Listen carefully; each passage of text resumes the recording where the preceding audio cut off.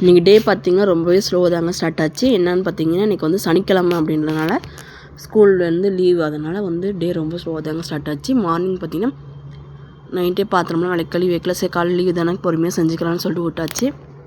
அப்புறம் காலையில் எழுந்ததாங்க பாத்திரம்லாம் விளக்கி கழுவி வச்சுட்டு இருந்தேன். பாத்திரம்லாம் விளக்கி கழுவிட்டு நைட்டு வச்சு குழம்பு இருந்துச்சு, அதை லைட்டாக ஹீட் பண்ணி வேறு பாத்திரத்தில் மாற்றி வச்சாச்சுங்க. அப்புறம் என்ன சமைக்கலான்னு சொல்லிட்டு ஒரு யோசனை, என்ன சமைக்கிறதுன்னு தெரியல. சரி ஸ்கூல் இருந்தால் கூட நம்ம நைட்டே ப்ரிப்பேர் பண்ணி வச்சுருப்போம். ஸ்கூல் லீவ் அப்படின்றதுனால கொஞ்சம் ஸ்லோவாக தாங்க யோசித்து என்ன செய்யுதுன்னு முன்னாடி தோசையும் தக்காளி சட்னி செய்யலாம் சொல்லி மைண்டில் ஐடியா கொடுத்துச்சு.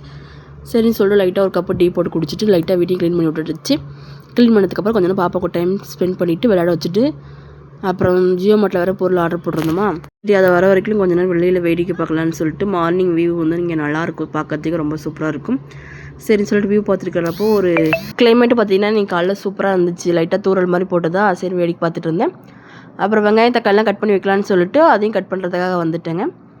தக்காளி சட்னி அரைச்சி தோசை சொல்லலான்னு சொல்லிட்டு தக்காளி வெங்காயம்லாம் கட் பண்ணிவிட்டு அப்புறம் வதக்கி விட ஆரம்பிச்சிட்டாங்க. வதக்கி விட்டதுக்கப்புறம் ஜியோ மார்ட்டில் வேறு பொருள் ஆர்டர் போட்டிருந்தோமா, அவங்களும் கால் பண்ணி அப்புறம் பொருள் அட்ரஸ்லாம் சொல்லிட்டு அப்புறம் அதையும் வாங்கிட்டேங்க. 10 மினிட்ஸ்லாம் வந்துடுறாங்க. ஆனால் இதில் கடையில் போய் வாங்குறதா பரவாயில்ல. நம்ம எதாவது அர்ஜென்ட்டுக்கு தேவைன்னா நம்ம ஆர்டர் போட்டு வாங்கிக்கலாம். அப்புறம் என்னென்ன பொருளெல்லாம் இருக்குன்னு எடுத்தெல்லாம் பார்த்துட்டு அப்புறமேட்டு நானும் வந்துட்டேங்க.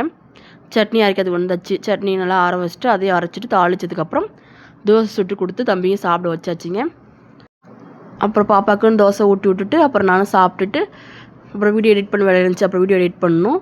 அப்புறம் பார்த்தீங்கன்னா நீங்கள் வந்து சப்ஸ்கிரைப் பண்ணாமல் நிறைய பேர் நம்மளோட வீடியோ பார்க்குறீங்க. ப்ளீஸ் சப்ஸ்கிரைப் பண்ணிட்டு பாருங்கள். நீங்கள் கொடுக்குற ஒவ்வொரு சப்ஸ்கிரைப்பும் எனக்கு வீடியோ போடுறது கொஞ்சம் எங்கேஜிங்காக இருக்கும். ஓகே ஃப்ரெண்ட்ஸ், பாய். நெக்ஸ்ட் வீடியோவில் மீட் பண்ணலாம்.